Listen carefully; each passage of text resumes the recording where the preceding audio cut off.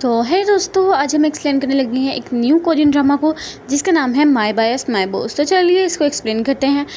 Episode 1 की starting में हमें दिखाया जाता है एक आइडल को, ठीक है, जिसका नाम DNX होता है और इसका नाम ली चैम होता है, ठीक है। सारे इसको ना काफ़ी ज़्यादा मतलब कि चेयर कर रहे होते हैं और ये बहुत ज़्यादा अच्छे तरीके से ना मतलब कि अपना शो कर रहा होता है। और हमें हमारी मेन लीड दिखाई जाती है जिसका नाम दारम होता है और यहाँ पे हमारा हीरो जिसका नाम ली चैम होता है। इसके दो बेस्ट फ्रेंड्स भी आए होते हैं जिसका नाम सोले और मीमी होता है। और यहाँ पे लोग काफ़ी मतलब कि अपना अच्छा सा शो कर लेते हैं। इसके बाद हमें दिखाया जाता है पास्ट का सीन, जिसमें ना ये काफ़ी ज़्यादा लोनली हो चुकी थी हमारी हीरोइन दारम, और इसने ना देखा था पहली दफ़ा ली चैम को, जिस वजह से इसके गाने की वजह से ना इसको काफ़ी ज़्यादा हौसला मिला था। और इसके वजह से ना हमें प्रेजेंट में दिखाया जाता है कि ये ना मीटिंग में बैठे होते हैं सारे लोग, और यहाँ पे ये उससे क्वेश्चन कर लेती है कि हमारे जो फंक्शन होना है उसके लिए जगह बहुत कम है, उसका क्या करें। तो यहाँ पे इसका बॉस गुस्से में कह देता है कि तुम लोगों को खुद ही ये देखना पड़ेगा, ये तुम लोग की हेडिटेक। तो यहाँ पे इसके जो दूसरे कलीग्स होते हैं वो कहने लगते हैं कि देखो ज़रा, इसने फिर से आके सवाल कर दिया, अब हमें फिर से मुसीबत पड़ जाएगी इसकी वजह से। जिस वजह से ना ये सुनती रहती है, लेकिन बाद में इसको ना रिज़ाइन दे देती है उस कंपनी से और अपनी दोस्तों के पास आ जाती है और कहने लगती है कि मेरी मॉम को अगर पता लग गया कि मैंने यहाँ से रिज़ाइन दे दिया तो मैं क्या करूँगी। और इसके बाद ना अपने आइडल को देखने लग जाते हैं, कहने लगते हैं कि मैं उस कंपनी में काम करूँगी, मैं ली चैम को देखूँगी, अपने आइडल को देखूँगी। और यहाँ पे ना बहुत ज़्यादा खुश हो रही होती है क्योंकि इसने सोच लिया होता है कि अब से मैं उसकी ही कंपनी में काम करूँगी। इसको लगता है कि वहाँ पे CEO जो होगा ना वो ली चैम ही है। और इसके बाद ना ये देखते लगते हैं कि साल साल गुजरते रहते हैं और ये उसकी बहुत ज़्यादा डाई हार्ड फैन बनती जाती है। और इसके काफ़ी ज़्यादा पोस्टर्स और पिक्चर्स और पोस्ट कार्ड्स इसने रखे होते हैं। और यहाँ पे ना ये उसके बार बार वीडियोज़ देखती रहती है। और यहाँ पर हमें दिखाया जाता है कि ना इसकी जो सी कंपनी में ये अब काम करती है उसका डायरेक्टर है हांजुल। और कहने लगता है कि बताओ यहाँ पर जो CEO आने वाला है वो कितनी एज का है, उसका कितना एक्सपीरियंस है। उसको तो लगा था कि शायद कोई बच्चा सा आएगा, लेकिन ये आता है कांगा और इसको सारे देख के ना काफ़ी ज़्यादा शौक हो जाते हैं क्योंकि बहुत ज़्यादा हैंडसम होता है। और इसके बाद इसका होता है साथ में कुलीग जिसका नाम सांगुक होता है, जो कि इसका असिस्टेंट होता है। और यहाँ पे ना वो कहने लगता है कि जब मैं इधर आ रहा था तो आपके कुछ लोग यहाँ पे फैशन को कॉपी करने की कोशिश कर रहे थे, लेकिन आप लोग मुझसे ये बात सुन लें कि फैशन को कॉपी किया जा सकता है लेकिन आइडिया को कॉपी नहीं किया जा सकता।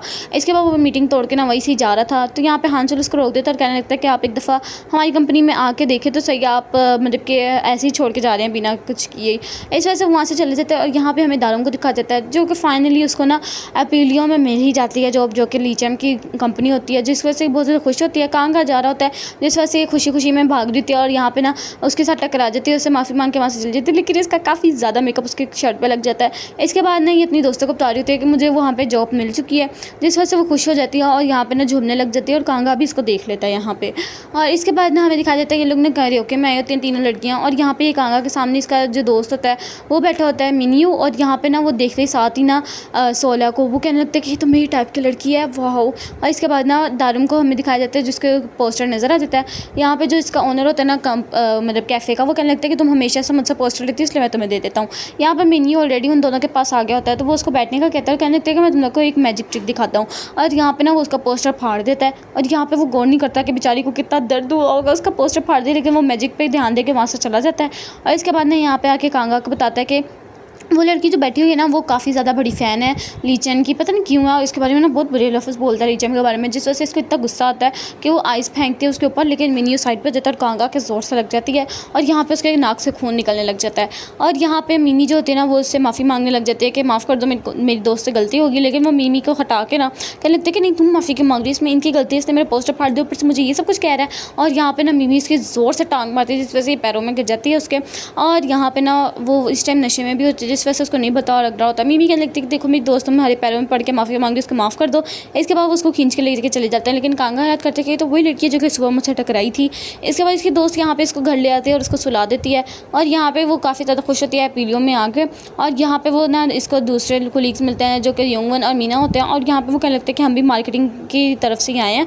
यहाँ पे मार्केटिंग की मैनेजर आती है जिसका नाम मिनियोंग होता है और यहाँ पे ना इसके कार्ड्स वगैरह इनको दे देती है और इस वजह से ना इनको मतलब कि पूरा ऑफिस वगैरह दिखाने लग जाती है, काम बता देती है सारा। और कहने लगती है कि चलो अब हमें मिलना होगा CEO से। तो वो कहने लगती है क्या इतनी जल्दी, तो वो कहने लगती है कि हाँ मिलना पड़ेगा। इसके बाद यहाँ पे ना वो ली चैम की फ़ोटोज़ दिखा के कहने लगती हैं कि तुम्हें इस तरह मिलना है और अगर तुम्हें ज़्यादा मतलब कि हो रहा हो ना एक्साइटमेंट तो तुम जल्दी से एक गोली खा लेना। जिस वजह से वो गोली खा के ना मुँह में और अंदर चली जाती है उसको मिलने के लिए ली चैम को। और यहाँ पे बॉस आ गया होता है जिसका ना अभी चेहरा नहीं दिखाया जाता, लेकिन वो सबसे ना हैंडशेक कर रहा होता है। और जैसे वो आता है ना मतलब कि हमारी हीरोइन के सामने तो वो दिखाया जाता है कि वो ली चैम नहीं बल्कि कांगा होता है, जिस वजह से ये तो पहले खांसती है, उसके बाद उससे ना जल्दी जल्दी हैंडशेक कर लेती है। इसके बाद ली चैम की फ़ोटो को देख रही होती है, जो कि ना उसी में मतलब कि मगन हो जाती है। तो यहाँ पे कांगा कहने लगता है कि तुम ये क्या कर रही हो, तो दारुन कहने लगती है कि बस वैसे ही थोड़ी पिक्चर देख रही थी, लेकिन इसकी जो कैंडी होती है वो इसके अटक जाती है गले में।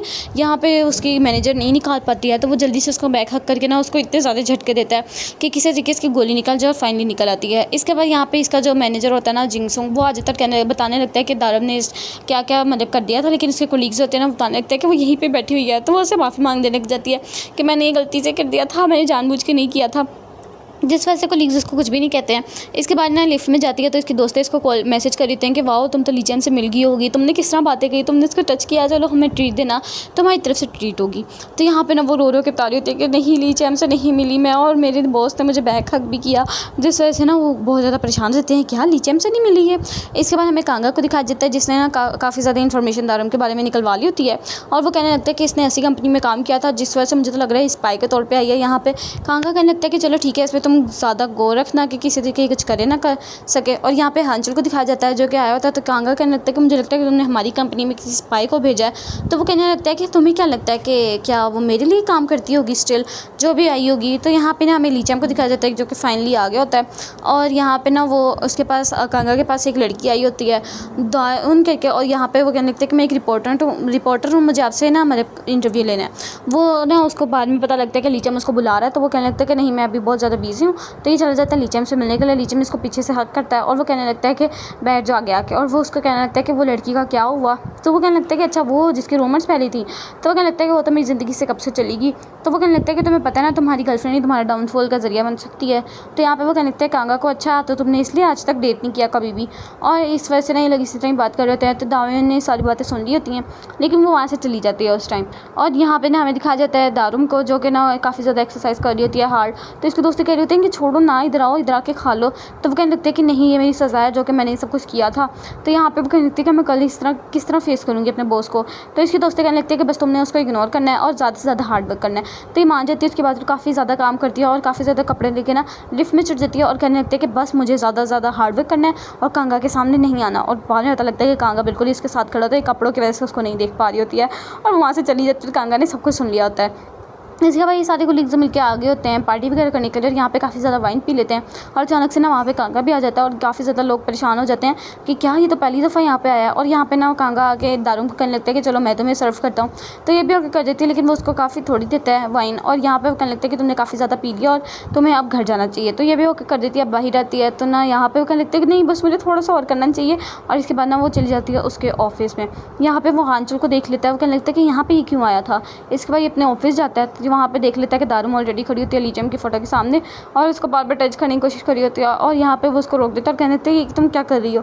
तो वो कहने लगती है कि तुमने खुद ही बोला था कि तुम्हारे सारे कोलीग्स के लिए ये गेट्स हमेशा खुले रहेंगे, तो बस मैं यहाँ पे वीडियो बनाने के लिए आई थी और इस वजह से ना मैं बस वो वीडियो ही बना रही हूँ। लेकिन वो उसको नहीं बनाने देता और कहने लगता है कि तुम जल्दी से घर चली जाओ, ऐसे क्या कर रही हो।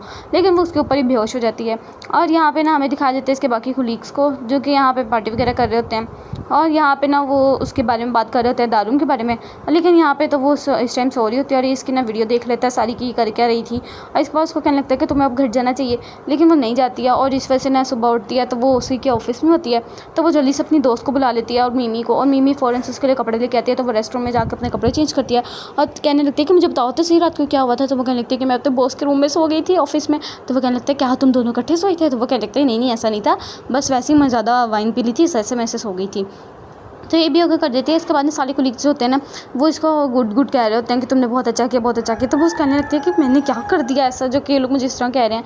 तो वो एक कोलीग से पूछ ही लेती है कि मैंने क्या रात को कोई गलती कर दी थी। तो वो कहने लगते हैं कि नहीं तुमने ऐसे कुछ भी नहीं किया, बल्कि तुम्हें पता है तुम जब चली गई थी वहाँ पर ली चैम आया था हम सबसे मिलने के लिए, और हम सब ने उसके साथ काफ़ी ऐसी पिक्चर्स भी ली थी और वो उसको दिखाने भी लगते हैं। तो ये रोने लग जाती है कि मुझे ज़्यादा नहीं पीनी चाहिए थी, मैं काश से ज़्यादा ना पीती, वहाँ से ना जाती हूँ, मैं भी उससे पर्सनली मिल लेती क्योंकि आज तक ये उससे पर्सनली नहीं मिली है। और यहाँ पर ये काफ़ी ज़्यादा रोने लग जाती है। और यहाँ पर वो जा रही होती है वापस अपने मतलब की जगह पे, और यहाँ पे ना ऐसे नीचे मुँह करके जा रही होती है, लेकिन सामने अचानक से आ जाता है कांगा। वो उसकी चेस्ट से उसको पहचान लेती है जो कि इसने रात को भी देखी थी। वो उससे माफ़ी मांगने लग जाती है कि मुझे आपके ऑफिस में नहीं रहना चाहिए था, मुझे माफ़ कर दो।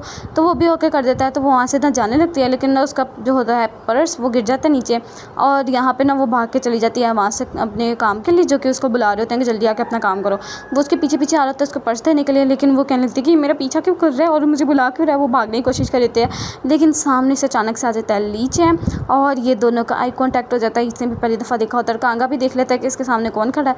और यहाँ पे हमें दिखाया जाता है रात का सीन कि ये दोनों इकट्ठे सो गए होते हैं और ये उसके लिप्स की तरफ देख रहा होता है। और यहाँ पे ना अभी रोमांटिक मोमेंट बनने ही लगता है कि अचानक से आ जाती है सफाई वाली और वो उसको फ़ौरन से रोक देता है। कहने लगता है कि आज आपको सफाई करने की कोई ज़रूरत नहीं है, लेकिन वो उसको मानती नहीं है और अंदर धक्का दे रही होती है, लेकिन किसी तरीके वो रोक देता है और कहने लगता है कि चलो हम दोनों कॉफ़ी पीते हैं जाके।